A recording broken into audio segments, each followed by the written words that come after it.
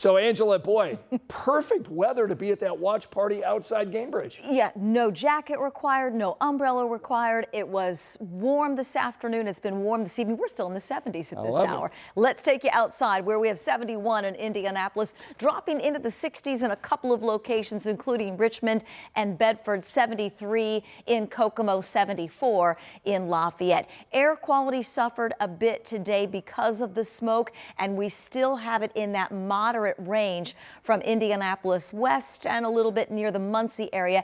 Air quality alert, so we want to make sure you're prepared for this tomorrow. Air quality alert for a good part of central Indiana because of that smoke. Forecast on Thursday will start the day in the mid-60s, 81 at noon, highs tomorrow afternoon, mid-80s.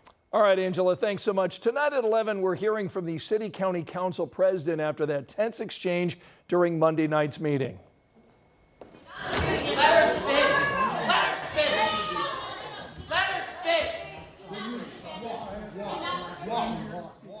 Now, we first showed you these heated moments that night on 13 News at 11. Lauren Roberts is one of the three women who've accused Mayor Joe Hogstead's former chief of staff and former campaign manager Thomas Cook of sexual harassment. Roberts was speaking about that issue before Vop Osley had her removed from the room by a sheriff's deputy. Now Osley is offering an apology, issuing a statement saying in part, as it is my responsibility to ensure the council's conducts its business with decorum and civility, I should have called a recess, created space for calm, and shown a sensitivity in that emotionally charged moment.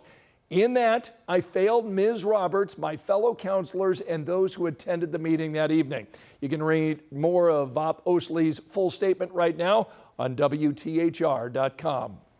Tonight at 11, we're getting our first look at renovations at the HVAF Manchester apartments. A fire broke out there last fall, causing extensive damage. Now everything is new. The floors, the appliances, and the bedding, all ready to welcome back veterans to the North Tower. In fact, there's enough space to house 23 people who've served our country. People who were displaced after that fire in October. They had to be moved to other transitional or permanent housing. But the CEO of HVAF says this can be a new beginning for so many vets.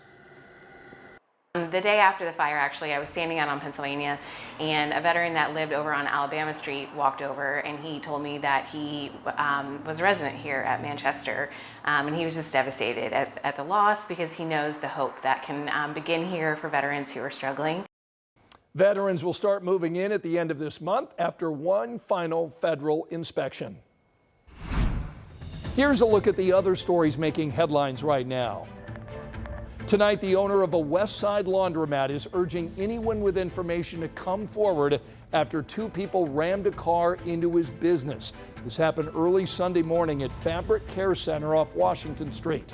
Video shows the suspects try to get away with an ATM.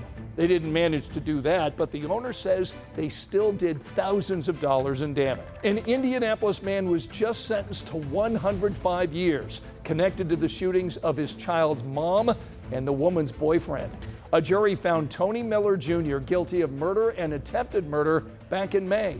This shooting happened in November of 2022.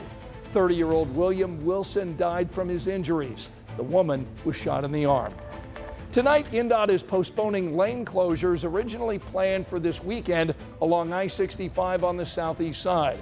Crews were set to restrict lanes from the south split to the I-465 interchange. We don't have any word yet when those closures will start. We are told the I-65 Safety and Efficiency Project team is reviewing the schedule for completing the drainage work. The northbound lane closures are still scheduled for later this month. The Indiana State Fair entertainment roster is taking shape tonight. More acts just announced for the upcoming Indiana State Fair. Bands Lone Star and America are among the performers coming to the Hoosier Lottery Free Stage.